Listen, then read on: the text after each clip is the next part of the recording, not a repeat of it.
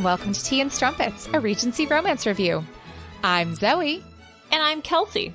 And Kelsey, it is middle of November where we are right now in time and space.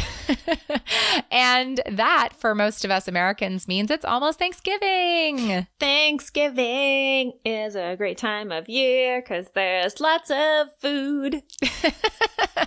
Ain't that the truth? It's my favorite holiday, though. I'm not going to lie. I love Thanksgiving. It's a good one. I have opted to host Thanksgiving this year. So What? I am in charge of cooking the turkey. Wow. Is this your first turkey? It's my first full turkey because I've done a turkey breast before for a lot of people, where I did a double turkey breast kind of deal. But now it's a full-blown turkey. And I'm trying to actually convince John to cook it on the grill. So that's how we do it. My sister comes over and she grills the turkey. So if you want her grilling secrets, I can get those to you. She does a mean turkey, and don't you know that I will be posting some photos in our Instagram story. Yeah, see, that's what I'm trying to convince John of, because I really only have the one oven and I would really like to use the oven for reheating purposes. But also, too, he did a chicken once and it was so good. He spat cooked it on the grill and so good. So if he could just do that with a turkey, yeah. Oh my gosh, I am getting more excited by the day. And I just love Thanksgiving in general. It's a really warm, fun holiday. If you're not in the States, basically you eat and have a good time with your family. I mean, that's how it is for me. But I think Thanksgiving traditions vary a lot across the country and with different families. So that's another thing that I think is so great about it. And I mean, it's fun. I'm all about bringing people together and eating food. All the food. And drinking wine. All right. So, but we're not here to talk about food, sadly. We are here to talk about fairy tales. Oh my gosh. Yes. So on that note, before we jump into the book we've read this week, I have a question for you, Kelsey. Ask away. So what is your favorite Cinderella adaptation? So I had to think about this a little bit, and I've narrowed it down to 2. Excellent. I also have 2 and a runner-up. So I'm hoping you name one of mine. So one of them is, it was actually made into a movie, but I really dislike the movie. Oh my God, it's going to be my favorite. Ella Enchanted? Yes.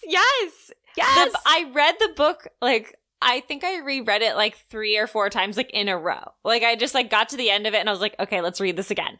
Yes. And I loved it. I loved the whole thing. And then they made the movie and it was so terrible. The movie is a crime. The movie is a crime against literature. The movie is a crime against eyeballs. Okay, first of all, I'll admit I've never seen the movie, but because I was so heartbroken by the trailer. I have, and it was terrible. I was so heartbroken by the trailer. Ella Enchanted was monumental for me as a person. It's such an incredible book. Yes, it's so good. I love that book. My best friend also loved Ella Enchanted, and she named her daughter Eleanor after Ella Enchanted and was reading the book while she was in labor and had not yet picked a name for her unknown what gender the child was. And she came out and she was like, yep, that's Ella. And so, yeah, I love that book. I totally agree. I can't believe we haven't talked about Ella Enchanted before. I know, right? But it's because it's a young person novel. It's one of those things I just haven't thought about in a while. And then when it's Cinderella adaptation, I was like, there was this book. It was Ella Enchanted. That's what comes to mind. It's such a stunning book. And it's 150 pages maximum. And it's short. But it's so good. Everything about it is absolutely perfect. And yes. It is, of course, it's a Cinderella story. So there's love in it, but it is a young adult story. Oh my God. I can't talk enough good things about it. Maybe if we ever have a Patreon one day, we can do a bonus episode on Ella Enchanted. Oh my gosh. I think that sounds fantastic. Yes. But I will say I have a very strong contender for number 2. Okay. What's that? So this one is a movie adaptation, and it was done by ABC, but it was on the ABC 8 p.m. movie with Brandy. Oh my God, we're the same. Yes. I knew we were, Zoe. I knew we were. Oh, goodness gracious. Yes. But it was just so good. And I will say very ahead of its time because Brandy's African American, but Prince Charming was Asian American. So it was and this was 1997. Yeah. Like, it was so ahead of its time. But like Bernadette Peters is like the evil stepmother. Mm-hmm. And like, she's just fabulous. She is. And like, she makes a great evil stepmother. Oh, she totally does. I completely agree. That was my runner-up too. At first, when I thought about my favorite adaptation, that's what came to mind. And then all of a sudden I was like, Ella Enchanted. I immediately thought about that. And then I was like, no, there was one higher than that. And that was Ella Enchanted. Yes. Oh my God. And it's so funny. Like, listeners, I swear to God, Kelsey and I have never talked about this in all of our relationship. Like, no, we don't talk about our questions before she asks them. But also, not only do we not talk about the questions before we answer them, but we've lived together, we've worked together, and we've never talked about this. This is so crazy. You know, we just didn't have a Cinderella bonding moment. That's what it was. Okay, but Zoe, you had a runner-up.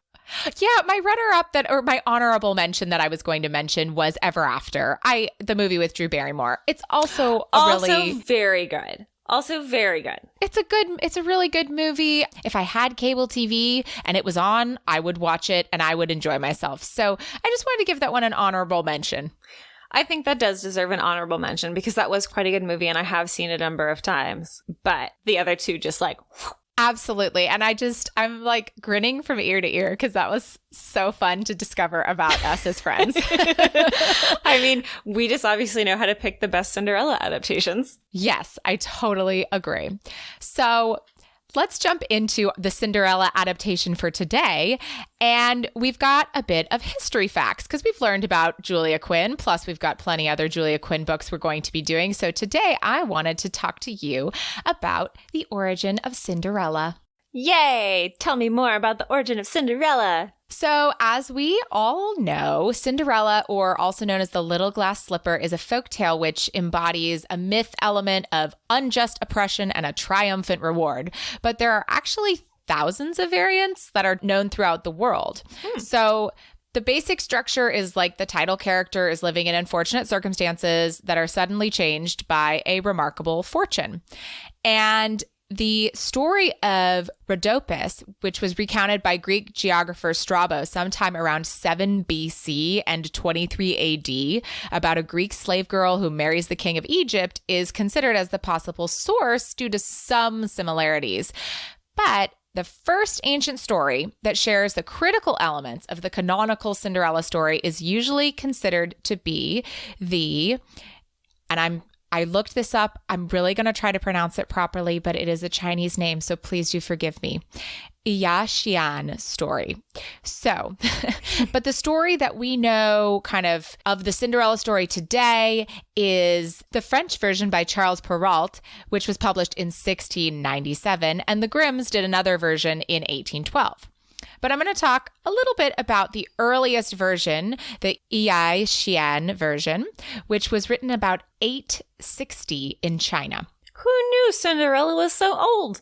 And this is just fascinating to me. So in this version, she is the daughter of the local tribal leader who died when she was young. Because her mother died before her father, she is now under the care of her father's second wife who abused her. She befriends a fish, which is the reincarnation of her deceased mother.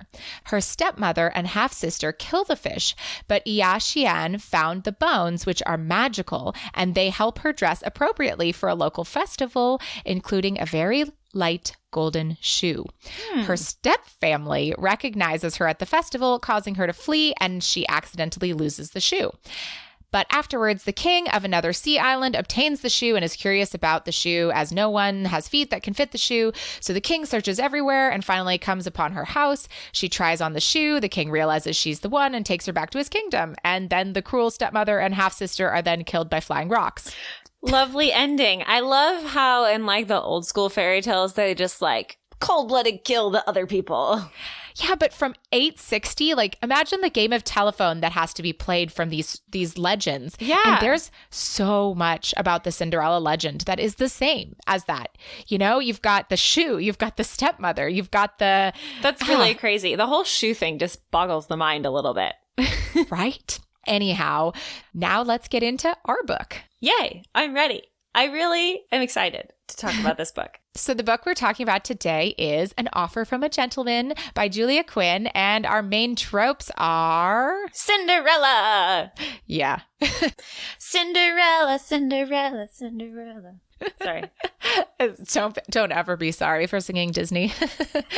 So we also have rags to riches, like that's the Cinderella story, right? Mm-hmm. But we've got a class difference here. Yes. And I think it's important to mention the trope of a fever from bad weather. Oh, yes. You get rained on and all of a sudden, poof, terrible fever. Terrible fever. Yes. And so our main characters today are Benedict Bridgerton and Sophie Beckett.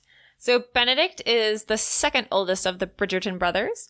And Sophie we're going to find out what her deal is. Mm-hmm. So, Kelsey, take it away. We begin our story with a familiar friend, a Miss Whistledown lady, I should suppose, and her thoughts on the most eligible of bachelors, Benedict Bridgerton, because, his brother Anthony is off the market these days. Mm-hmm. But Lady Whistledown tells us that while he doesn't have a title, his good looks and fortune seem to have made up for the lack of one. However, while he does attend every society function, he stays on the periphery and seems as though he's looking for someone he can't find rather than actually socializing. Could he be looking for a potential bride, she wonders? And then we travel into the past to learn about our heroine, Sophie Beckett. Sophie has known her whole life that she was a bastard, even if no one talked about it. Her ailing grandmother left her on the front step of her father's house, and her father happens to be the Earl of Penwood. And she was left there when she was 3, and he was not happy about it, but he did take her in. And for 7 years, she lived as his ward, and no one said anything to her really about her origins, but she kind of figured out that she was a bastard, even though no one actually said the word to her. However, her father decided to marry at some point, and he married the most bitch of a woman I've ever met. Yeah, I would rank her in the umbrage category. Oh, yeah, she's nasty. Mm-hmm. So Sophie doesn't have any friends because she doesn't play with the villagers. She kind of just lives at home with the servants, and she's really excited about having this new woman in the house because apparently she has daughters, and she's like, yay, I'll finally have friends, and she's really excited. And when the Earl introduces Sophie to her new her new mother, quote unquote, just a lady matriarch figure, and her daughters, they kind of pass her over. And then later on, the new countess, whose name is Araminta, she takes one look at Sophie, sniffs her nose, and then later on basically just accosts her in the nursery. And she's like, you may be here, but you don't belong. And how dare he let you live here while I'm here? And she literally throws a fit and tries to get Sophie kicked out of the house. But the Earl stays firm and says that Sophie must stay. So Araminta says fine, but her daughters should not associate with her. She even says to Sophie, don't you ever make the mistake of thinking you are as good as the rest of us. And that was on day 1. So life is tough for Sophie over the next 4 years. Her stepsisters, as we will call them, Rosamund and Posy, make her life even more difficult, although Sophie realizes that Posy's heart isn't quite into the cruelty the way that Rosamund's was. But then very suddenly one day, the Earl kicks up his heels and dies. Yeah, no, drops dead one day. Yep, probably a heart attack. Yeah, most likely. And so he does leave a will, and he settles money on all 3 girls, so Rosamund, Posy, and Sophie. And Araminta is to get a yearly allowance. But, and here's the biggest but, is she can triple her yearly allowance if she agrees to shelter and care for Sophie until she is 20. And Araminta is furious, but she's a gold digger and likes money, so she, of course, agrees to take Sophie. However, no one's checking in on Sophie, so Araminta basically just makes Sophie a slave. And when she tells Sophie about this arrangement, she leaves out a few important facts. Yes. So then we start part 1, which is weird. We've got part 1 and part 2 about this book, but I suppose for a Cinderella story, that makes sense. It does. So we're jumping forward in time here, where Sophie has been working for Araminta as a lady's maid, and then also a maid of all work when Araminta thought she wasn't working hard enough, for the past 7 years. So Sophie is now, I think, 21 in the timeline. Mm-hmm. And Sophie is only aware that when her father died, he left her with nothing but a roof over her head. And she did know that Araminta was incentivized to keep her there. However, when her 20th birthday came and she expected to get kicked out of the house, it didn't happen. And so even though she hates it there, at least it's a place to stay. The book explains, and Sophie had stayed. If Araminta was the devil she knew, then the rest of the world was the devil she didn't. And Sophie had no idea which would be worse. And her stepsisters are horrid brats. Although I will caveat with mainly the one stepsister is a horrid brat. And Posey treats her like a servant, but is like kind of begrudging about it. And she does everything for them. She gets the tea, she sews hem, she does the hair, she scrubs the silver, she does whatever the hell they tell her to. And she really wants to call them lazy fiends, but she holds her tongue and replies with a lot of courses. Of course, because what can she do? If she stands up to Araminta, she's just going to get more work. Yeah, she's been abused for many years and has found the best way to live with it. So on this particular evening, they are getting ready for the Bridgerton Masquerade Ball. Mm-hmm. And Araminta is praising Rosamond and belittling Posey. And Sophie decides to say something nice to Posey because she hates seeing her treated like this. And after all, Posey has always been the least mean. And so her sentiment concludes with, I'm sure you'll have a lovely time, Posey. I'm terribly jealous. I do wish I could go. And that sends Araminta and Rosamond into fits of laughter because, quote, they don't allow bastards out in society, you know. I didn't say I expected to go, Sophie said defensively, just that I wish I could. And she doesn't even quite register what Rosamond replies to her because she notices the housekeeper at the end of the hall who, winks at her. And why on earth would the housekeeper wink? Well, she was winking because she had arranged for this one night for Sophie to go to the ball. And she's stolen a trunk of Sophie's actual countess grandmother's old things. And they pull out this beautiful silver dress combined with gloves with the Penwood crest on them. And they do up her hair just like anyone is. And all the servants are in on it. The coachman's in on it. The other maids are in on it. Everyone wants Sophie to go to the ball and have a good time. And Sophie gets dressed and looks in the mirror and doesn't even recognize herself. But there's one little problem. They don't have any shoes.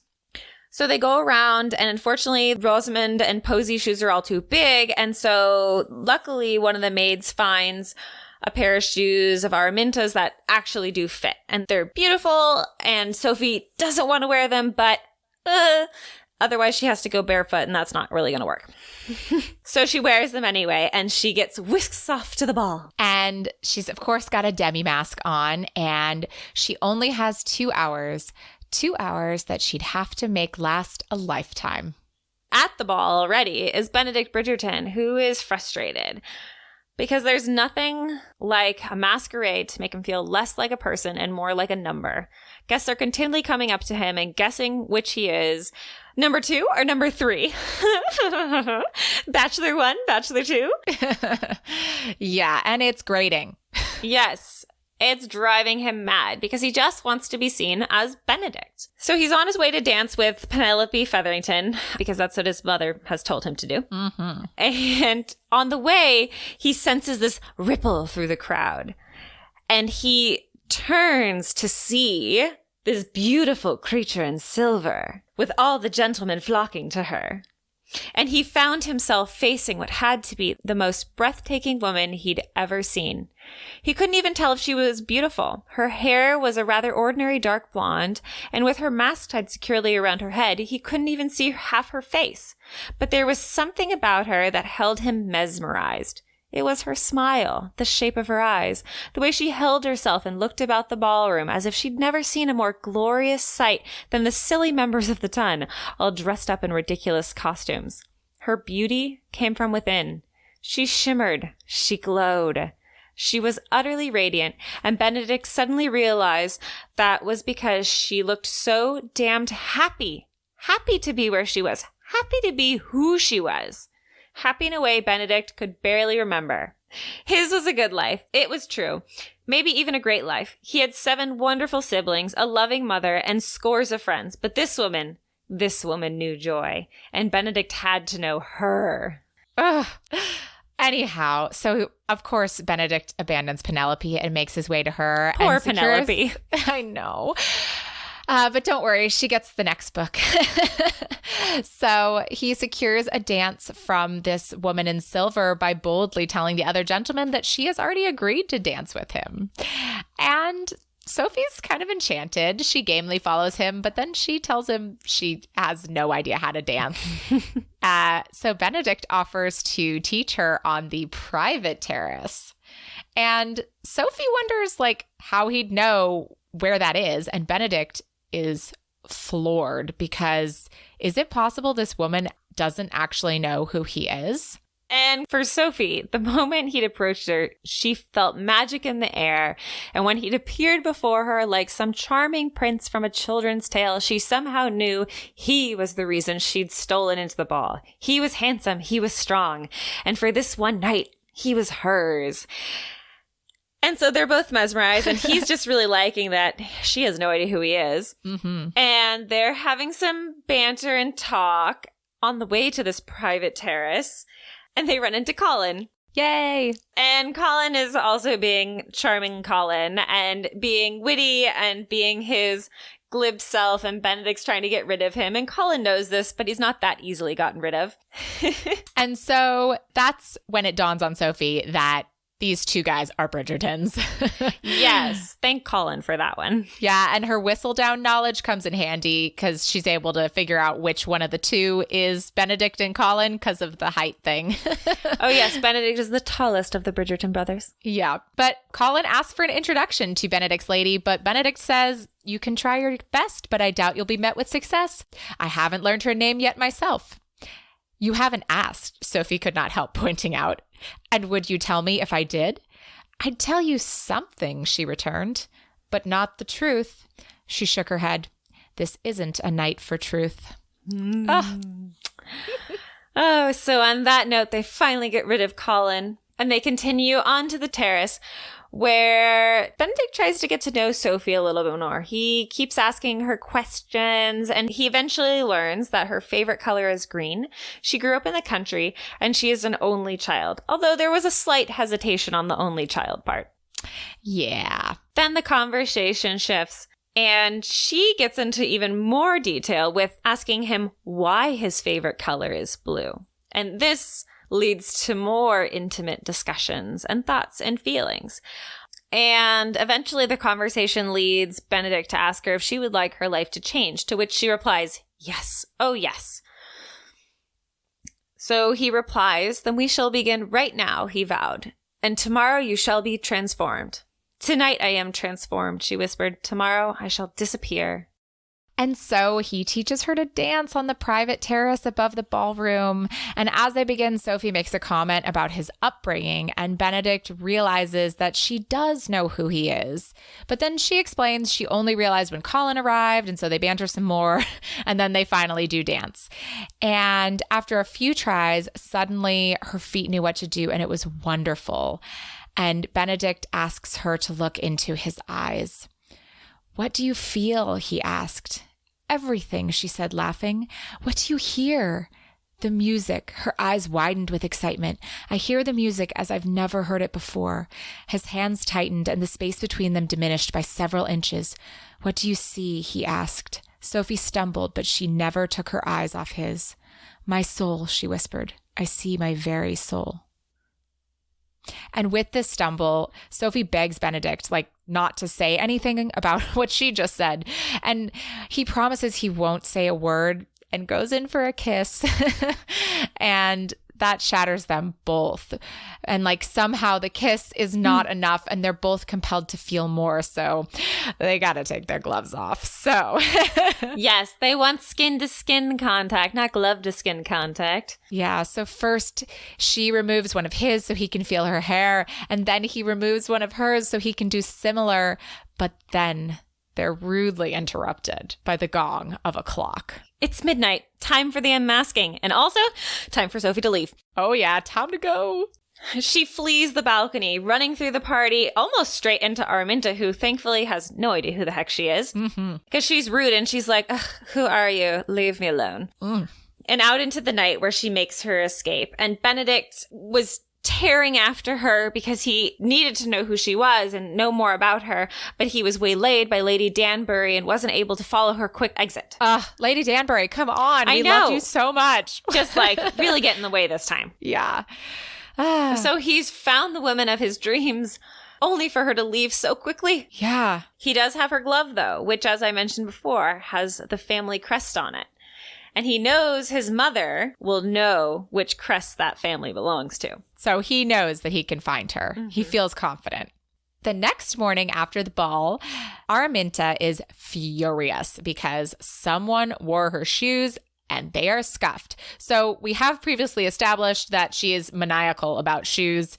She's a shoe lady. So something doesn't sit right with her and she blames Sophie for the scuffing because she always blames Sophie for things. But then as she's yelling at Sophie about this, Benedict Bridgerton comes to call. And Araminta just knows something is up.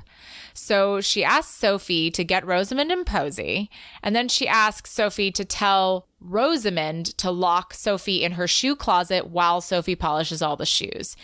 And Sophie can't quite bring herself to ask this of Rosamond, but disobeying would be worse, so she asks Posy and does get locked in the shoe closet.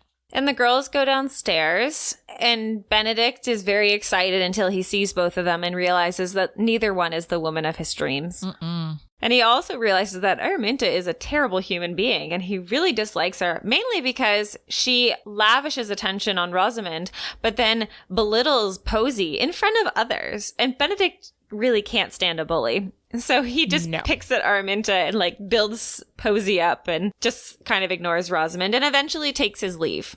However, as he takes his leave and he's wondering about his mystery woman, he pulls the glove from his pocket and looks at it because his mother had been sure it was the Penwood crest, and these are the Penwoods. And while he's looking at it, Araminta happens to look through the window and notices the glove. And then she puts 1, the glove, and 2, the shoes, together with 3, Sophie. And everyone had heard about the lady in silver and had talked about the lady in silver that had been seen with Benedict. So that was also number 3. And she is more than furious. So she runs to Sophie in the shoe closet and demands that Sophie put on those shoes. And of course, they're a perfect fit. Yes. And then she promptly tells Sophie that she's to get out of the house the next day, and she doesn't care what happens to her. So she packs up her few belongings, ends up stealing a pair of jeweled toe clips off of Araminta's shoes because she has no money. She has hardly any money, and Araminta has been basically using her as slave labor for the past the past 7 years. So she needs something for herself. So anyhow, she packs up her shoes and leaves. And we, gentle readers, are at part 2. Yes. And part 2 is a couple years later. Yes. Benedict finds himself at a truly terrible party. He's never been one for excessive gambling or whoring, and this party is the equivalent of an 1800s frat rager. And plus, Benedict's just got over a terrible cold, so he's not feeling himself, and it's definitely time to leave. However, all the Bridgertons are blessed with beautiful manners due to their wonderful mother. So he's on the hunt for his host because he needs to say goodbye. Because that's what you do when you leave a party. You say goodbye. Yeah, and he's about to give up because he's been looking for him, but he tells himself, okay, I'll try one more time. Yes, and luckily someone says, oh, I believe your host was outside the house. So that's where he heads, which luckily for us is good timing for Sophie because she is at the house as a maid and has been for the last couple of years. However, the son of the family has always been after her, and unfortunately this time around, he's thrown a party and neither his father or his mother is in the house. So he's taking full advantage and has been chasing her around the house for a few hours. So she's on her way out the door. She's already packed a bag. She's trying to duck out quietly. She realizes she should have left this employment earlier, but she did like her employers. She just doesn't like their son. So unfortunately, on her way out the side door, she stumbles right into the son and 2 of his drunken friends. And so she's pinched and leered at until a new voice enters the equation. What have we here? And all of a sudden, the book goes, there was Benedict Bridgerton standing before her like the hero of her dreams, and she thought maybe she had died, because why else would he be here with her unless she was in heaven? Oh. And after a standoff between Benedict and the three drunken lords, he secures Sophie's release, and the world comes crashing back around them. She is alive. He is actually here, and he doesn't recognize her. No, and I think that this little passage is kind of important, because a lot of these books, when like, oh, someone doesn't recognize them, it's like, oh, they lost 5 pounds, or oh, they changed their hair color. But I really like this description. So this is what Sophie's realization is like. It says, 2 years ago, when she'd met him, half of her face had been covered by a mask. Her hair had been lightly powdered, making it seem blonder than it actually was. Furthermore, she'd since cut it and sold the locks to a wig maker. Her previous long waves were now short curls. And without Mrs. Gibbons to feed her, she'd lost nearly a stone. And when one got right down to it, they'd only been in each other's company a mere hour and a half. She stared at him, right into his eyes, and that was when she knew. He wasn't going to recognize her. He had no idea who she was. Sophie didn't know whether to laugh or cry. Poor Sophie. Yeah, so Benedict still wants to help this poor housemaid that he's just rescued, so he offers to secure her a role in his mom's household. So they're off to his nearby cottage for the night, and then off otherwise after that. Yes, and on the way, she thanks him for saving her from getting raped. He says it was nothing, to which she replies, to you perhaps, to me it was everything. So he's really not, like, doesn't really enjoy being the hero, but like that's just what he just doesn't like bullies. And he has 4 sisters, so he had to do it. Yes. And they kind of have some small talk between them, and Sophie gives him her stock answers about where she came from, and especially when he inquires about her accent, which is not a maid's accent in any way, shape, or form. But she lies, and they talk of his cottage that they're going to, and he assures her she'll be properly chaperoned by the housekeepers, and nothing untoward will happen to her there. And eventually the conversation lulls, and Sophie feels a tingling and realizes that Benedict keeps looking at her with a weird expression on his face. And eventually he just says, have we met? And Sophie's like, nope, we have not met. And like, as soon as she does, she wonders like if she just did the right thing. But as she mulls this over, she decides that she has, because it is best if he does not recognize her. She knows that there isn't a happily ever after in store for them. They're way too far apart in class, and her life does not need any complications at this point. No. And also during this ride, we get some development on how Benedict has been lusting over the lady in silver from the ball for the past 2 years. And he is worried that if he marries another, then he will find the lady in silver the very next day. And he thinks it would be enough to break his heart. No, it would be more than that. It would shatter his soul. So he's fairly in love with the lady in silver. Mm-hmm. And unfortunately, as they're driving, as it does in these books, the sky opens up and a torrential downpour ensues. Yes. And Benedict can only think of as, I just got over this damn cold. And they reach my cottage, which is actually the name of the house, which Sophie says is much more than a cottage, as the name would suggest. But by the time they get there, he is racked with coughs, and they're both soaked through. And of course, they arrive to a completely empty house. No one's home. Somehow the housekeepers aren't there, so the two of them stable the horses, grab the spare key, and make their way inside. Yes, and Benedict is very sick right now. He's coughing and he can barely move, and Sophie's really worried about him, so she lights a fire in his room as well as a room for her. After a small argument about if she's supposed to stay in the guest chamber or the servants' quarters, she insists on the servants' one, and he's like, you're a guest here, so you're staying in the guest chambers. And since there's no dry women's clothing about, he offers her a shirt and breeches of his own to wear so she doesn't get sick too, because she was just going to sit there in her wet dress, and he's like, no, get into dry things, please. And that's pretty much his last coherent action before his sickness just takes over. He is pretty loopy at this point, and so Sophie has to help him out of his shirt, and then somehow he peels his own breeches off before getting into bed. And Sophie is dead tired as well. She's had a pretty terrible, stressful day, to say the least. So she does go fall asleep in her chamber for a little while until Benedict's thrashing wakes her up. And so she runs out of her room to check on him and realizes that he is beset by fever and dreaming very fitfully. And he shouts for her to kiss him in her dream. And after resisting a couple times, Sophie finally thinks, why not? And brushed the barest, lightest, most gentle of kisses on his lips. I love you, she whispered. I've always loved you. But he has no idea what just happened.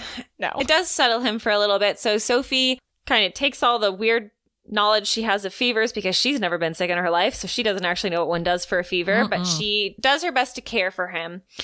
And she puts clean sheets on the bed that he's sweat through. She gives him a cloth with cool water. And eventually they make it through the night and are awoken in the morning by the caretakers, Mr. and Mrs. Crabtree, who were stuck at their daughter's house the night before due to the storm. The Crabtrees immediately spring into action, getting Benedict and Sophie some breakfast and a new dress of Sophie from Mrs. Crabtree. This begins their time at the cottage, where Benedict recovers from his terrible cold, and Sophie flutters between friend, guest, and servant. She really is not comfortable being a guest or a friend, so she constantly is trying to help the Crabtrees along. And while Benedict's been saying he'll get her a place in his mother's household, at some point Mrs. Crabtree's like, can we keep her? Yeah. We like her. And Sophie's very happy there, but she's also realizing she cannot be around that proximity to Benedict for long, because she's been reading to him and they've been talking and she's looked at his sketchbook. He's becoming more of a person to her than just this mythical man from the ball. And she really likes this person as well. Yeah. And showing her his sketchbook was something that Benedict's never done with anyone before. And Sophie sees it and realizes he's an incredibly gifted artist, but he's literally never even told his family that he does any art. So Sophie's not the only one enjoying this, and Benedict is, in fact, enjoying his respite so much that he malingers a little longer than is purely necessary for himself until one day a surprising realization washes over him while he's sitting with Sophie. So as he watched her face, her cheeks turning delightfully pink, her eyes cast down to her lap, the strangest thing happened. He realized he wanted her. He really, really wanted her. And he is in need of a cure to this affliction pretty quickly.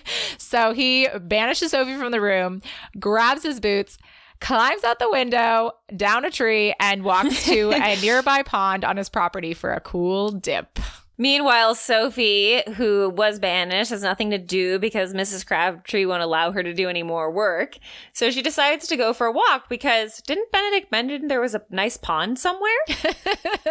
She arrives at the pond to see a very handsome, half-submerged, fully wet, and naked Benedict in the pond. And she knows she should get out of there, but she just can't. So she stays to watch. And Benedict is in the pond and he talks about these strange feelings that sometimes wash over him. You know, the first time he felt it was the day his father died. The second time was when he saw the lady in silver. And now he's in this pond and he's getting that same spidey sense of tingling. He just knows something is about to happen. Somehow his life was about to change. And he knows someone is watching him, so he calls out. But then he knows, Sophie Beckett, if you run from me right now, I swear I will follow you and I will not take the time to don my clothing. Oh, busted. So Sophie is caught and she stops trying to run away and does show herself. And they do establish that this was happenstance. Like, she wasn't trying to spy on him intentionally, but she didn't leave. So can she please leave now? She is mortified. And Benedict is being super bullish and he will not let her go. Instead, he orders her to turn around while he dresses. And so once he's dressed, he gives into his lustful feelings and seduces Sophie into a kiss. And Sophie thinks it's the most wonderful and awful thing that could happen. And at some point he says, "Oh, Sophie, I've never felt," and then kind of stalls. And Sophie stiffened because she was fairly certain he'd intended to say he'd never felt this way before. And she had no idea how she felt about that. On the one hand, it was thrilling to be the one woman who could bring him to his knees, make him dizzy with desire and need. On the other hand, he'd kissed her before. Hadn't he felt the same exquisite torture then? Dear God, was she jealous of herself? Quite a confusing situation. So Benedict again asks her who she really is, and because he knows something isn't quite right about her. She speaks too well to be a maid, but she evades the question again. And then he does the worst. He asks Sophie to come back to London and live with him. Be mine right now, he says. Be mine forever. I'll give you anything you want. All I want in return is you. And that would be lovely if that were a marriage proposal, but it's not. He wants Sophie as his mistress. Yeah, and Sophie is not for that. She is an illegitimate child, and she could never be someone's mistress and give someone illegitimate children because she knows what that stigma is. And this is exactly what she was afraid would happen if she and Benedict started anything. So she's really crushed and says, no, I can't. And Benedict keeps trying to seduce her, but she continues to say no. And he is getting a little annoyed and mad, but she really is adamant and very firmly says, well, I won't be your mistress. Yeah. So he keeps pushing her, and she is very staunchly saying that she will not do it. And so they argue a bit, and they say some horrible things to each other, but Sophie is sticking to her guns. And Benedict tries again. He offers her a home and jewels and dresses, and he says, I could give you everything. To which Sophie replies, if you think that's everything, then you probably wouldn't understand why I must refuse. And they argue some more, and they say some really horrible things to each other, and Sophie just won't budge. But through this, Benedict does learn that Sophie is illegitimate, and he tells her he doesn't care about that. And Sophie is just like frustrated beyond belief that he's missed the point by such a mark that she just packs her bags, as if her illegitimacy was a reason that he wouldn't want to have her as a mistress. That so is not what we're talking about here, dude. So Benedict is frustrated. Sophie is frustrated. They've said horrible things to each other, and they stomp off, and Benedict tries to manage the situation differently because he's not giving up. Nope, not giving up at all. He insists that they leave, and he will get her a position in his mother's household because that's why he took her in the first place. Sophie is hesitant because she isn't sure she wants to be in London because that's where her family is, quote unquote family is. And she does not want to cross paths with them because she has not forgotten that she stole some toe clips off shoes of Araminta's, and she knows that woman holds a grudge. And loves shoes. So she noticed. Mm-hmm. But she gives into this needing to go to London because Benedict is being bullheaded and stubborn. Sophie's just really, she feels terrible as they approach London. She just has this feeling of dread. When they arrive at Mrs. Bridgerton's residence, Benedict tries to take Sophie in through the front door rather than through the servants' entrance, and she points out that this is quite a conundrum, as yesterday he wanted her to be his mistress, and would he ever take his mistress to the front door of his mother's house? Yeah. Benedict is not thinking very well. No, and Sophie also just through this, keeps trying to be like, I'm a servant, treat me like a servant. I go through the side entrance. I don't sleep in the guest chambers. Please treat me like a servant. Because that's what I'm trying to be with you. Yeah. Luckily, though, Mrs. Bridgerton is, in fact, in need of a lady's maid. We've actually read about the maid wars in Lady Whistledown's columns earlier in the book. So there's been some things going on with maids stealing here and there. So Mrs. Bridgerton does need a lady's maid for her daughters. So she is also quite taken with the story of how Sophie and Benedict met, with them kind of both saving each other. So at first Benedict saved Sophie, then Sophie saved Benedict. And she's also quite aware that there is something going on between them. Oh, yes. Mama ain't no fool. No. And she also has a have we met moment with Sophie where she says there's just something vaguely familiar about you, but she is hired on and starts her lovely time in the Bridgerton household. And it's really a wonderful experience for her because not only is she's a maid, so it's not like she's a guest, but the Bridgertons treat her almost with some respect in a way. They don't just shove her around and they don't belittle her and they don't make fun of her and they don't make her do tons of things. She has some downtime and the family is sweet and lovely and they invite her to join them at tea in the afternoons, like informally when they're just having informal tea amongst themselves. But still, she's very much treated as almost a part of the family in some ways. And it would be an absolutely perfect existence if she wasn't plagued by Benedict, who was continually trying to seduce her every time he visits and catches her alone. And I mean, it's like light seducing. It's not like that situation that she was in her last employment where she feared for her life. Benedict is not too pushy. He just is consistent. Yes, and he's also not pushing her into a one-time thing. He's still very much trying to make her his mistress. Yeah, so a week after a heated exchange and a kiss in the garden, Benedict joins the group for tea, as we mentioned they would have as a family, and Sophie is so flustered. And so she begs an excuse to get a thimble and runs out, only to run back into Benedict again, who just rattles her. And she just knows she has to get away from the temptation of him because she's trying so hard to not give in and let go of her principles and everything that's important to her. And so she runs out of the front of the house to get away from him, only to almost run into Araminta and Posey, who are getting into a carriage because it seems that Araminta's new townhouse is right next door to Lady Bridgerton's. Oh, and Sophie is terrified, so she freezes and kind of shoves herself into a corner, hoping that she can't be seen. But unfortunately, Posey does see her. And Sophie shakes her head at Posey, and Posey kind of gives her a nod, saying, "I've seen you, but I'm not going to say anything." However, Sophie knows that Posey's not the most secretive of people. Yeah. And she's also very sad for Posey, because it looks like Posey has just taken the brunt of Araminta's meanness for the past 2 years Sophie's been gone. Once they are away, Sophie sags against the building, and then Benedict comes out and finds her shaking. So he has her come to his house, which is conveniently 5 doors down. And he promises her virtue will be safe unless she wants otherwise.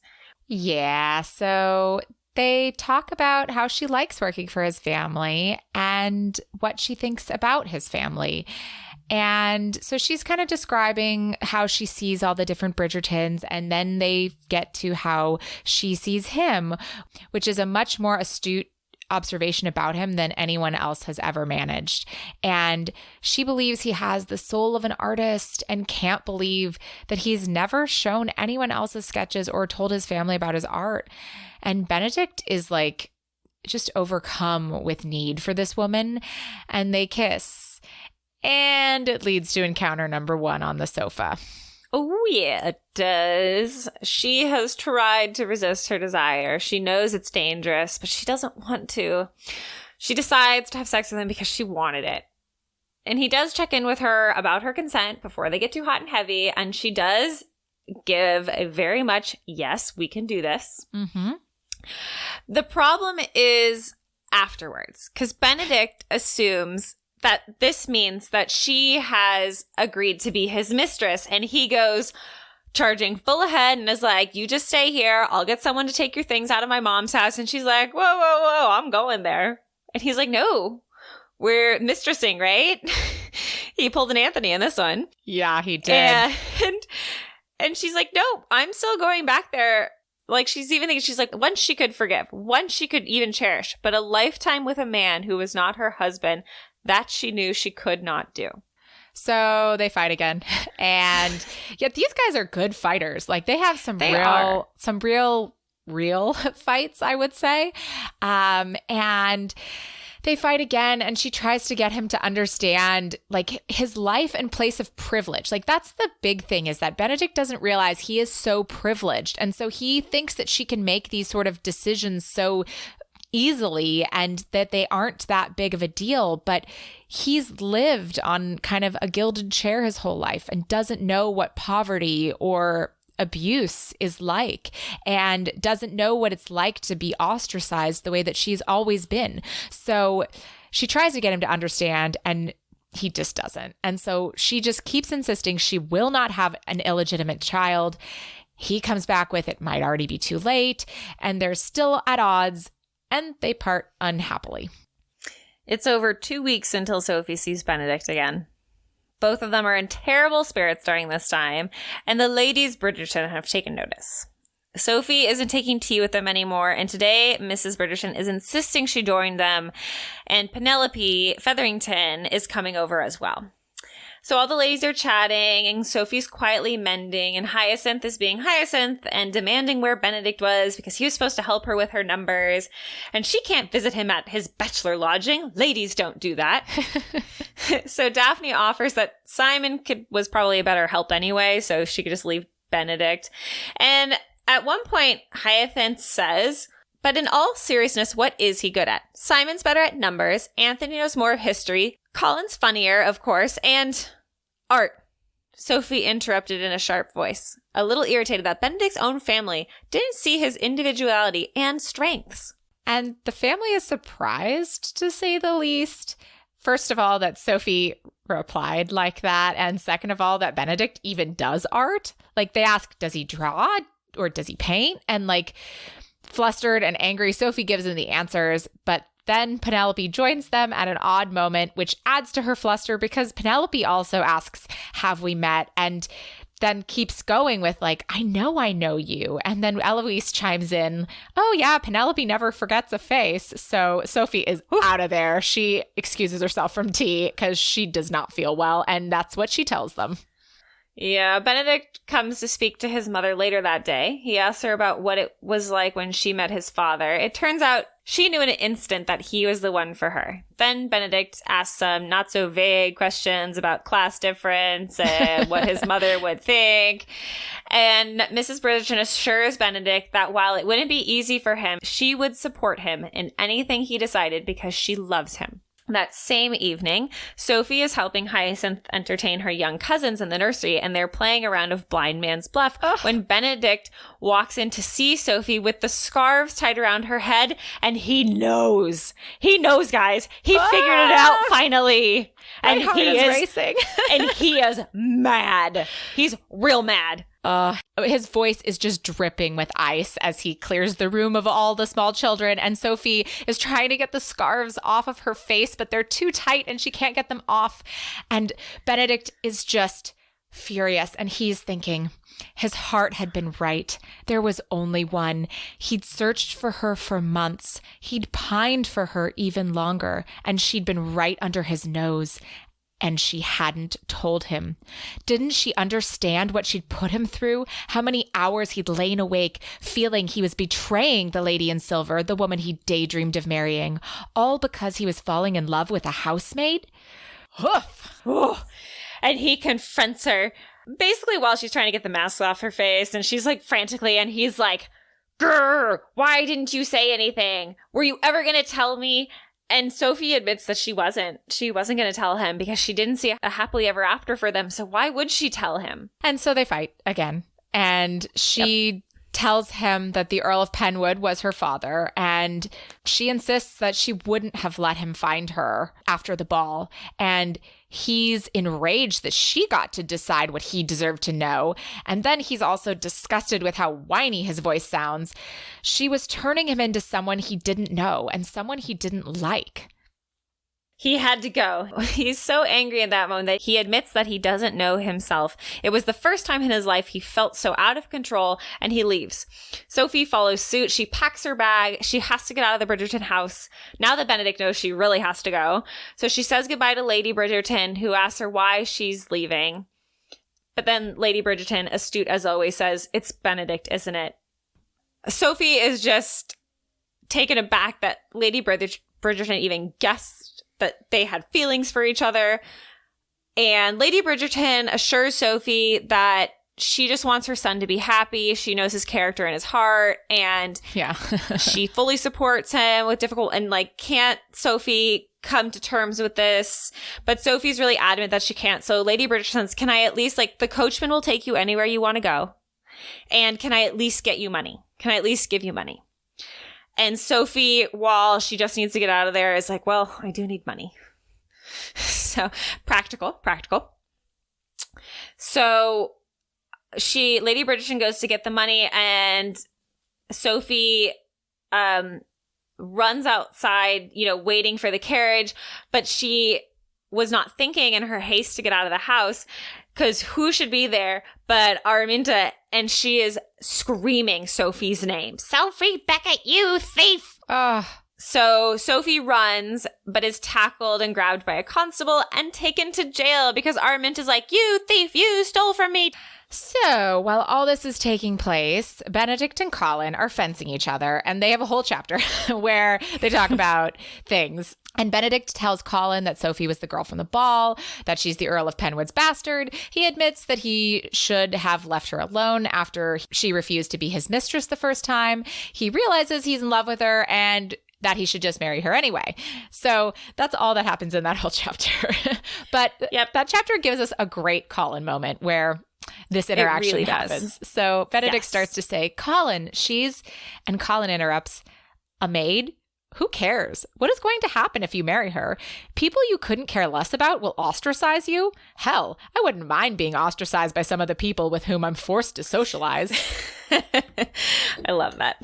So good. So after that, Benedict goes to his mother's house to find that Sophie is gone. But Whistledown has mentioned in the paper that Araminta had a maid arrested yesterday. Oh, in front of Lady Bridgerton's house. Yeah. So they quickly put that together and off to jail. Yes, because they had just thought that Sophie had left without the help of the carriage, but now they realize what had happened. So Sophie's in a very gross rat-infested cell. And Araminta is doing her best villain monologue. It's so true, though. It's great. It is. She literally goes in to tell Sophie that she's never liked her, and it was really just because she was there. It's not because of anything like personally that she did. It's just because her very presence in her household was just an insult to her. And seeing her in jail just made her so happy. She couldn't wait for her to get transported to Australia. Oh, it's such a good villain scene, actually, though. As kind of cliche as it is, it's so perfect. So it continues in a very perfect vein because there is a commotion and the Bridgertons have arrived. Oh, yes, they have. So Sophie, as she hears this commotion, whispers Benedict, and Araminta is horrified.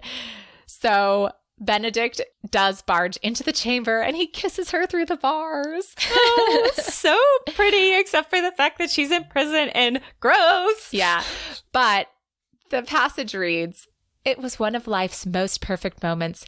Maybe it meant she was a shallow person. Maybe it meant she didn't have her priorities in order. But Sophie just loved that Araminta, for whom position and power meant everything, had just witnessed Sophie being kissed by one of London's most eligible bachelors. Of course, Sophie was also rather glad to see Benedict.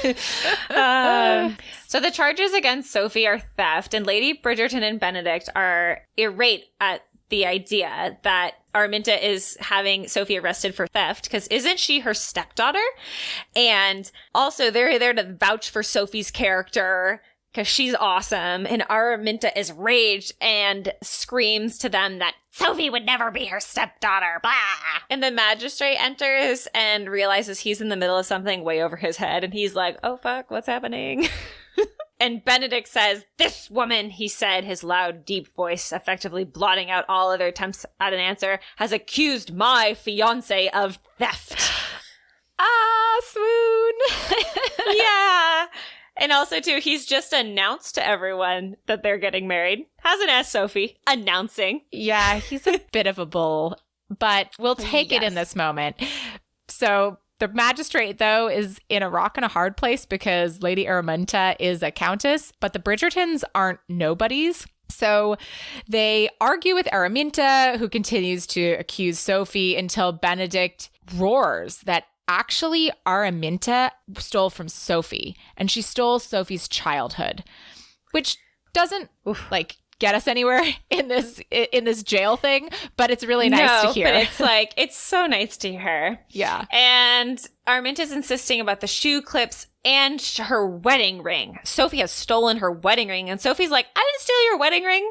She's carefully leaving out the shoe clips thing because she did actually steal those. But she's like, I didn't steal the wedding ring. And then Posey suddenly comes in and says, no, I've stolen the shoe clips. But also the ring is safe at home in the jewelry box, the one in the third drawer that is hidden from sight.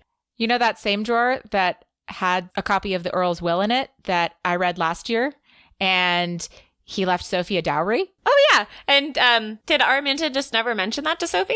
Yeah. And this piece of information is an excellent bargaining chip because the Bridgertons quickly realize that Araminta has probably embezzled Sophie's dowry, and maybe it's a good time for Araminta to take a trip to the continent. And, if anybody asks, she is to agree that Sophie was the Earl's ward. And Araminta is furious and at first is like, no, but then realizes that Mrs. Bridgerton has a bit more society power behind her. Mm-hmm. So she has to accept this deal. And she does tell Posey, though, that for this betrayal, she is never allowed to in her house again, to which Mrs. Bridgerton says, you can stay with us. So Benedict, when he hears this from Lady Bridgerton, he tells Lady Bridgerton that she's the best of mothers and it's a privilege to be her son. And Posey turns to Sophie and says, this is a nice family. And Sophie turns to Posey and says, I know. There's also a really cute line about how Sophie's like, maybe I'll get the sister I always wanted. Yeah, that's very sweet. So they get out of jail. Yay. And yay. No charges. Araminta's away. Yeah, they've vanquished the villain. So Sophie is allowed to go to Benedict's house for a couple of hours, which turns into the whole night and encounter number 2. And they talk about everything that has transpired. And he apologizes for his behavior.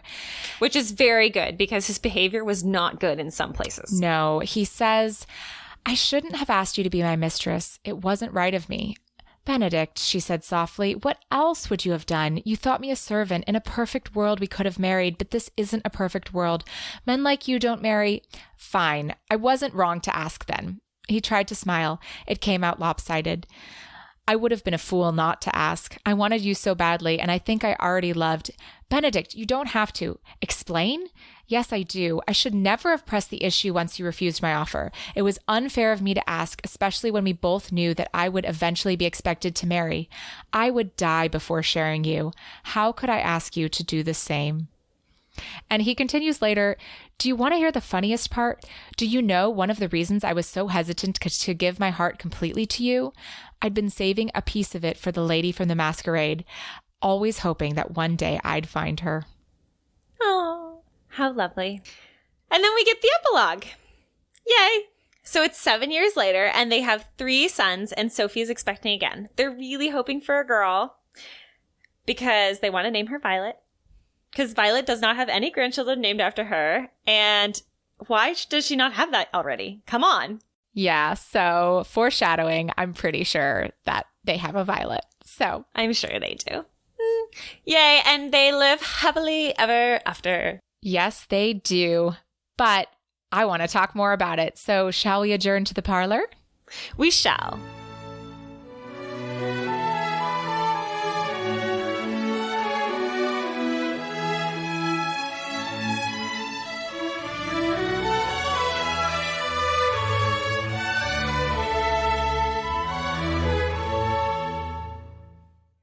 Today we have an ask for you listeners. We've created a brief survey to help us improve our podcast because we want you guys to get the best of tea and strumpets. Yeah, we do. It's just a few questions, most of which are multiple choice and nothing is required. So if you'd like to help us out, you can find the survey at bit.ly/strumpetsurvey. Yeah, and we're sending out super cute tea and strumpets bookmarks to anyone who answers and provides their address. So if you want some cool swag from us, hop on over to that bit.ly link and grab one from yourself. And you can also find that link in our episode notes and on our link tree. And we're going to have that open for about 2 weeks, I think. Yeah, 2 weeks sounds about right. And if you have a book recommendation, we'd love to hear from you. If you have an inclusive author you love, we want to hear about it and share it. So let us know through our email, romancepod@gmail.com. And if you'd like to find us on social media, you can find us on Instagram and Twitter at TN Strumpets. And we've got a Facebook page, and we've also got a YouTube page. And if you really, really, really want to be in the know, sign up for email notifications on our website. So our email notifications include our monthly schedule for the books we're reading. That's exclusive for our email subscribers. So if you pop on over there, type in your email address, you're going to get some fun little things from us a couple of times a month. We don't bombard you, so it's not like you're getting a lot. Plus, Zoe just makes the emails look so pretty. Aw, thanks. I have fun doing that kind of stuff. I probably shouldn't spend as much time as I do. But hey, you know what? Whatever sparks joy, I'm going to do there it. You go. So our website also is romancepod.com, and there you can find episodes, more information about us, and other resources. So take a look. And we're also part of the Frolic Podcast Network, where you can find other great podcasts like Too Stupid to Live, where they review romance novels that are under $5. We've got Shelf Love, which is a book club romance novel podcast where they talk about romance novels and how they relate to their personal lives. And she's got a new guest every episode. And finally, this week, we're talking about First Cup of Coffee with Jeffe Kennedy, and that's with award-winning and best-selling author of fantasy and romance, Jeffe Kennedy, and she shares her first cup of coffee a day with listeners, so she's got lots of content to consume. So head on over to frolic.media/podcasts to check them out. Finally, rate, review, and subscribe for us. You can find us on Apple Podcasts, Spotify, Stitcher, TuneIn, and other podcatchers like Overcast. And I just want to add here, we've gotten a couple of reviews recently, and they've been really, really nice. And I just want to let everybody know that that really brightens our day, and we're so appreciative. And it's really lovely to hear from you guys. So thank you so much for taking the time to do that. Yes, we read the things, and if you send something nice, Zoe sends it to me, and it just makes my day. It really does.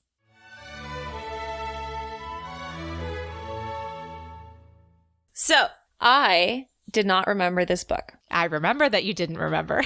And I don't know why I didn't remember it, because I actually found it truly lovely. I really enjoyed it. I had a great time. I read it in one evening. I was up way too late in the evening, which ended up being a good thing because it turned out some raccoons were trying to get through the cat door. So that was a little iffy. Yikes. Yeah, that was a fun time. So it was a good thing I was up late reading because I was aware. Wow. But I just sat down to read it and I was like, okay, I'll read it and get back to it. Nope, read it all in one sitting. Thoroughly enjoyed it. It was very much a fairy tale, but I like Julia Quinn's twist on it. I really like Sophie Beckett. I mean, there were times where both characters made me go, ugh, but what's a romance novel without a little ugh? Yeah, I agree. And I remember loving this book, but I think I said in our last episode that I didn't even remember that much about this book. And I was wondering if there were some troubling themes or if I was mixing it up somehow with The Duke and I. And I think that it really was just Benedict's bullishness, that maybe that's what I was remembering, because there were parts in the middle when they were fighting when Benedict says some real shitty stuff. Oh, there were some parts where I really didn't like Benedict. Yeah, but some of the quotes that I included while we did the recap were included specifically because he really does kind of redeem himself. And I think there's this kind of arc for him of like coming from a life of privilege and realizing that that's not what life always is, at least a little bit, and deciding to do things a little bit differently. So he came around for me, and we'll talk more about him later. But overall, I was the same. I was like, okay, I'm going to try a new format of how I write the notes as I do the book. So I was going to like read a chapter and then write the notes for the chapter, and then read a chapter and write the notes for the chapter. I could not. I did that 3 chapters, and then I just read the whole book. It was because it really is the kind of book that you just want to read. It's a page turner. It's a fun story. It is. My notes consisted of like, I took some notes with my highlights and then I just started highlighting it as I went, because like that was my way of taking notes, because I couldn't actually stop to write anything.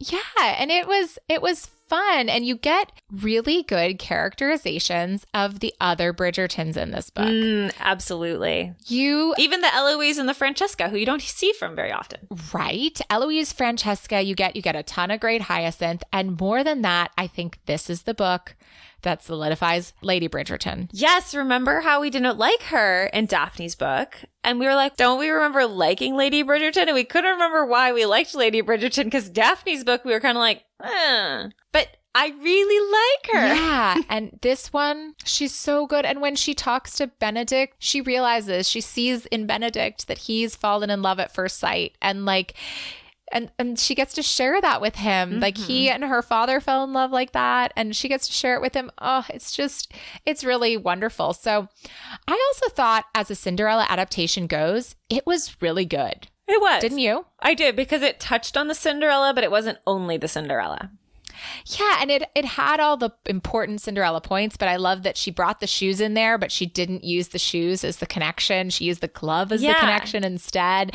But the shoes were still like a vital part of the story. And the shoe clips, it carries all the way to the end that these shoes were an important piece. Yes.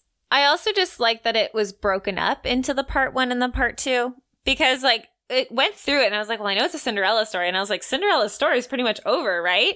And then it kind of stopped and it's like, where is it going to go? And then it's like, oh, time has passed. Yeah, it was good. And it was like all the right amounts of time. And so that was really cool. And yeah, I just thought it was a super enjoyable read. And I would definitely put it. So I think we named like 4 top Cinderella stories. I would go ahead and let that round out the top 5. I thoroughly enjoyed it. I would agree. I think that's good. So Zoe, what do you think of our hero?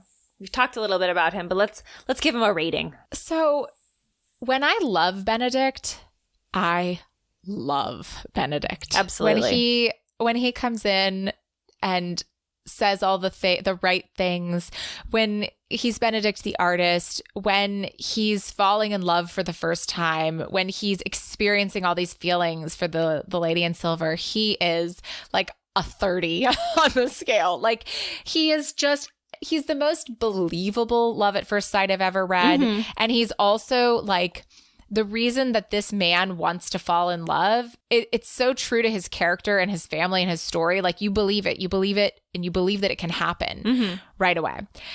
But when he's an ass, he really sucks. Yeah. And so he rivals Anthony. He definitely, and that I actually kind of like if you think about it, because they have this hot temper, which the Bridgertons are known for that, right? Hyacinth also. And so like, I do appreciate that Eloise is very outspoken and, kind of rash at times. And so I appreciate that, he's true to his character. And I can't say that Benedict's the worst. Like Sophie's also pretty bad in the fights. Like they do not hold back. Yeah, and Benedict definitely is worse on the weighted scales, but Sophie is also kind of giving just as much energy into it. So for me, Benedict is a 7. I know I've talked a lot of negatives, but he to me is a good. I love him. I want to love him more, but because he kind of has those rash moments and is a bit bullheaded, then I give him a 7. Now, obviously, he's changed by the end of the book and he's said these nice things and realized, but I think his tendency is to be a little bullheaded and kind of charge forward and make those decisions. But I can only judge him on the pages we have. So I give him a 7. I would agree with that. I was thinking a 7 as well, because also agreement, part of me wants to give a much higher rating. And at some points I was like, he's a 10. And then he just has these moments where he's just awful. And then just the not listening, the insisting she needs to be a mistress. And why wouldn't she want to be a mistress? It's like, and then being offended when she doesn't want to be his mistress. It's like, dude, just like stop being whiny. And then also his when he finds out she was the Lady in Silver, his reaction is just it's so bad. He's just like, I don't know. No, I don't agree with his enraged reaction. Like, I agree he should be miffed. Like, I agree he should be mad at her for not telling him, but so mad that he's like, I can't even look at you anymore. Like, he should just be so happy because he figured out who the fuck the Lady in Silver was. Yeah, I think that, like, because I thought about that a while, and I was like, I wanted that moment to be a happy moment, and it wasn't, right? The reunion moment is an angry moment because he realizes who she is and is mad. But the thing is, then if he had been happy then, I don't think we would have gotten the payoff in the jail cell. So I think we had to have that to have the payoff in the jail cell. So I kind of am okay with it. I wish he'd been more crestfallen than angry, like more hurt than angry. But I guess for his, there's two dimensions of his personality, right? He has the angry, bullheaded one, and then he has the like super romantic, lovey-dovey, mushy I and the angry one won out. I agree. It wasn't perfect for me, and so we agree. Yeah, he's a 7. He's a 7. I still am going to think of him very fondly. Yes, and Sophie. For me, Sophie is, I think, a 7.5. She is a little higher than Benedict. I really like her. I think she's very strong. In the beginning, I wanted her to lash out more at her stepsisters and her stepmother, but I realized like she's been emotionally abused for years and she's literally a slave and she can't lash out at them. That's not something that would help her welfare. So I don't detract that against her character. I think she actually was very strong in that situation. I was a little mad at her for also not telling things to Benedict earlier. Mm-hmm.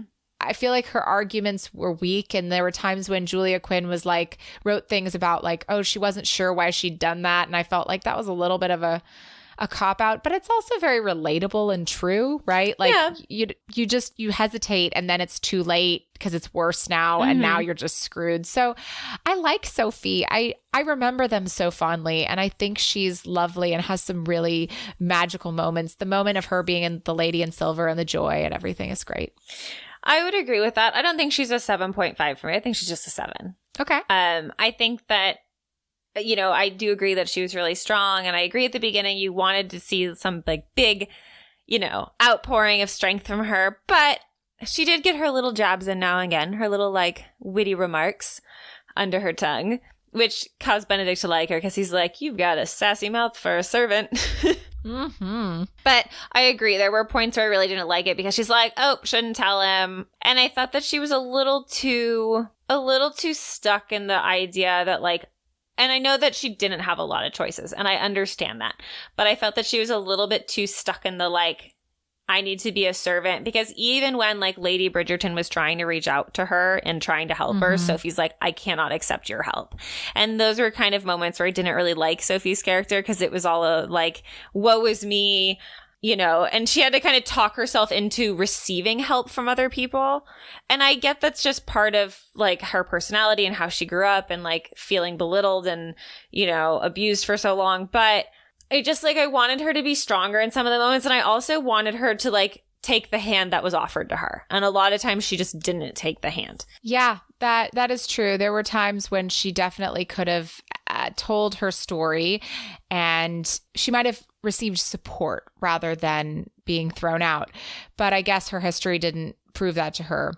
And we wouldn't have been able to get through our whole Cinderella story. I get it's all for the plot point, but like this is just my opinion. So I have a favorite quote that I would love to share. Please share it. And while you share it to the class, I will read through my notes and figure out where mine is. So I have 2, of course. And my first one is when Benedict is talking to Violet and he is asking her like, well, how she knew when she fell in love and the class difference thing. And it's very sweet. And they get to later in the conversation and Benedict realizes something about his mother. And Violet is saying, you must know I mean no insult, but you and your brothers do lead charmed lives. You're handsome, intelligent, personable. Everyone likes you. I cannot tell you how happy that makes me. She smiled, but it was a wistful, slightly sad smile. It's not easy to be a wallflower. And suddenly, Benedict understood why his mother was always forcing him to dance with the girls like Penelope Featherington, the ones who stood at the fringes of the ballroom, the ones who always pretended they didn't actually want to dance. She had been a wallflower herself. Aww. I also had that moment where I was like, now I love Lady Bridgerton. Like, I get it. I really disliked her in the first one, but she's also blossomed for me here. So I thought that was a really cool piece of information about our matriarch. So After that, I have another quote that's a little bit funny, and it's in the jail cell, and Benedict has just stormed in and they're trying to figure out what's going on. And he mentions that Sophie is his fiance, and Araminta is furious, and she says, "You can't marry her," Araminta insisted. Benedict turned to his mother. "Is there any reason I need to consult Lady Penwood about this?" "None that I can think of," Lady Bridgerton replied. And I just loved that because I did not expect him to say that, to turn to his mother and say, "Do I need to talk to her about this?" I will say the jail scene was one of my favorite ones too, just because it was like so mother-son, and mom was just like backup and son's just like mother. But in like a must, like, "I am deferring to my mother, please," which is great because that leads me into one of my favorite ones, which is also Lady Bridgerton from the jail scene. So it starts, "You will never see another invitation in this town," Lady Bridgerton said to Araminta. "I am a countess," Araminta hissed. "And I am more popular," Lady Bridgerton returned, the snide words so out of character that both Benedict and Sophie's mouths dropped open. Because Lady Bridgerton says, like, "Who gives a fuck if you're a countess? People like me more." Retribution. Yay. Yes. But I also have another one, which comes from towards the end, and Sophie is agreeing to be his wife, and "In my heart," he vowed, settling her against the quilts and pillows, "you are my wife." Sophie's breath caught. "After our wedding, it will be legal," he said, stretching out alongside her. "Blessed by God and country, but right now," his voice grew hoarse as he propped himself up on one elbow so he could gaze into her eyes, "right now it is true." Oh, that one melted my heart too. Yeah. There was a bunch of other good ones, but like, guys, I highlighted a lot. Yeah, this one has, it feels a little bit different than the other two Bridgerton books in the series. I think because of the Cinderella kind of trappings of the story. That's why maybe it has a little bit of a different feel. But I liked that about it. I don't know. This book is really, it's a happy book. It is. And even though we get the sibling interactions, which is very Bridgerton, I felt like maybe I think the reason I didn't remember Benedict is because he's so rarely mentioned in the other ones. Like in this book, Daphne's there, and even Anthony has a place in this book. So it's just very interesting because later on, Benedict's kind of mentioned in the first couple books, but as a side character, not really, a chatty one. And then we kind of don't really get him a lot, at least from my memory. So I may eat my words. So our steaminess rating, what would you rate this book? We have 2 encounters. Yes, we have 2 encounters, and I would give it like a cup of tea. As would I. This is not the hottest book we've ever read, but it's we're not having sweet. some torrid scenes, but it's all very sweet and lovely, and it's it's nice. It's nice to read, and you get the tension and you get the desire, and so you definitely feel those things, but it's not like. You don't get done and go, "Oh, I need to take it." You don't set the book down for a moment and go, "Oh, give me a second. Okay, back to reading." So next we have our feminist recap. How would you rate this book? Well, it's hard because I feel like Cinderella isn't very feminist in most ways. However, Sophie's character is very... she's a pretty, even though she has dealt with some abuse and this and that, like she is very strong for a female. She keeps trying to, she keeps picking herself up by her bootstraps and setting up again. And so I'm torn. I think I'm more supporter leaning. I don't know if it's full support, although you do have a lovely Lady Bridgerton helping out, and the Bridgerton women are all really lovely and welcome Sophie with open arms, even though she's a lady's maid, so. Yeah, but they've got the blackmail against Araminta, who totally deserves it, Yeah. I think this book is neutral because I think that the Cinderella plot kind of makes it so, right? It's an age-old story. And so that's kind of hard. Sophie gets consent. Benedict never makes her do anything she doesn't want to, even though he tries, which is where it always feels like it's pushing the boundaries of being a little But Sophie, when she does have sex, decides she does it because she wants to do it. But there's just so much other stuff that's kind of a little bit it just makes it feel neutral to me. I don't think this book advances feminism, shall we say. Do I think that it detracts from feminism? No, not at all. No. I like this book. And I mean, yeah, I'm the same way, because in the end, like, the man does have to save her in some respects. Like, yes, I know Lady Bridgerton's there and she kind of does the bargaining, but let's be real, Benedict was in the room. Like, yeah, it was heavily influenced. And you know what? I fucking love that part. Yeah, no, that was great. Sometimes it's nice to be rescued. So absolutely. As long as you don't make me do everything you want to do, I'm happy to have you help me when I need help, and I'll help you when you need help. So there you go. Let's get to our final book rating. What would you rate this book? You know what? Even though my characters are definitely sitting at like 7s, like, I'm going to give this book like a 7.5, like maybe even edging into 8. I also would rate this book the same. I was on the fence between 7.5 and 8 because the Cinderella story is really good. It's original. There's a lot of fun dialogue. I didn't feel like it was like trying too hard in the time period and with the characters to be a Cinderella story. Like nothing. It was like it fit with these characters so well. It was so good. No, it did. And I didn't think it. And, you know, I think the Cinderella story was used as a jumping off point, but it wasn't the main plot of the book. In that sense, like it was the jumping off point, but then there was so much more to it than that. 100%. So we're in pretty good agreement for this one, which is fun and funny, seeing as we were Cinderella twins in the beginning. Yes. And I will say Bridgerton sibling dialogue just like elevates all the things. It's so good. Yes. So did you really think we were going to finish talking about this book and not talk about the Colin Penelope scene that is so vital and important that's in this book? Yes, because we're not spoiling anything, because if you look at book number 4, you will notice it's Colin and Penelope.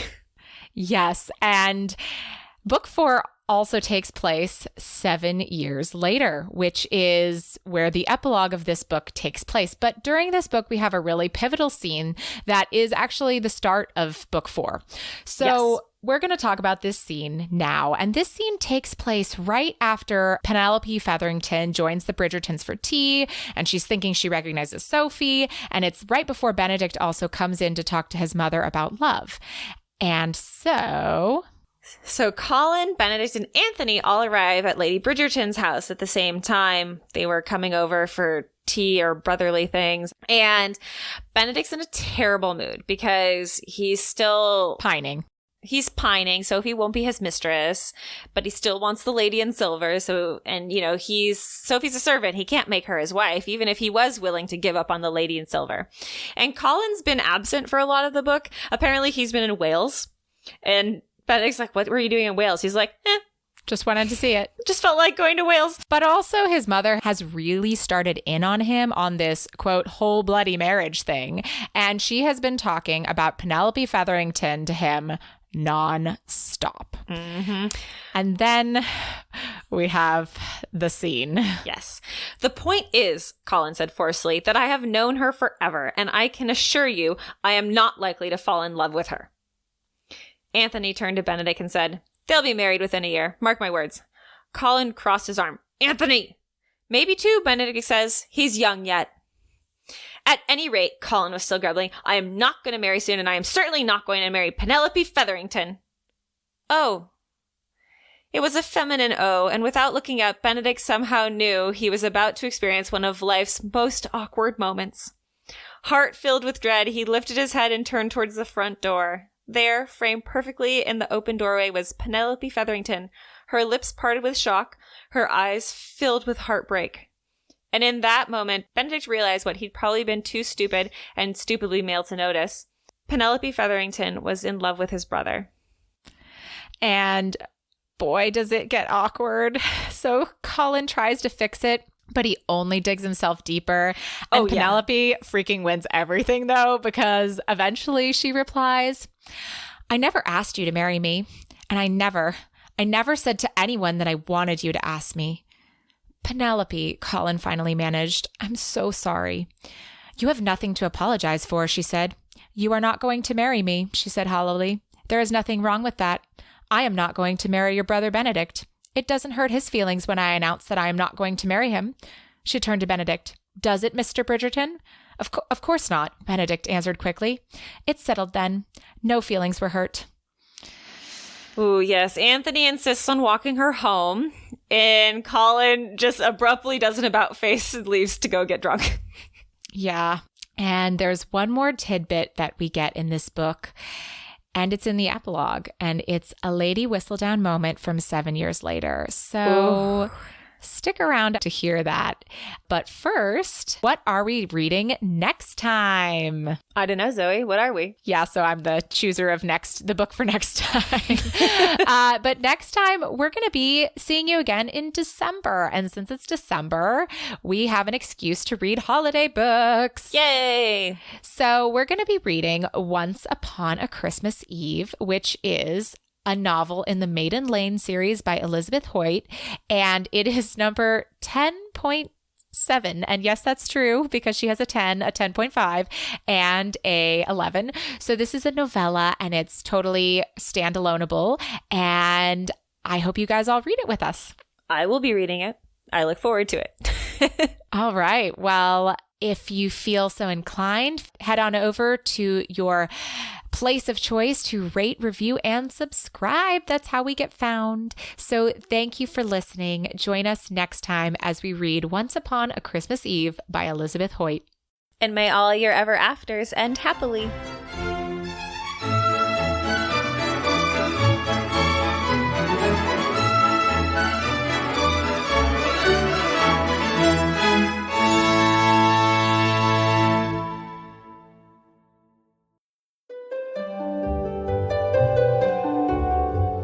Later that night, in a townhouse in the very best part of London, a woman picked up her quill and wrote, Lady Whistledown Society Papers, 12th of April, 1824. Ah, gentle reader, this author has learned that the Bridgerton grandchildren will soon number 11. But when she tried to write more, all she could do was close her eyes and sigh. She'd been doing this for so very long now. Could it have possibly been 11 years already? Maybe it was time to move on. She was tired of writing about everyone else. It was time to live her own life. And so, Lady Whistledown set down her quill and walked to her window, pushing aside her sage green curtains and looking out into the inky night. Time for something new, she whispered. Time to finally be me.